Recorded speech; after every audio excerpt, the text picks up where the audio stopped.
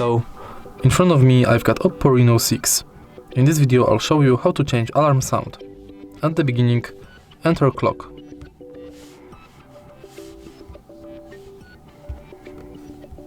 Set up new alarm or open alarm you've already got. Now enter your alarm, tap on ringtone and select between weather adaptive, custom and system ringtones.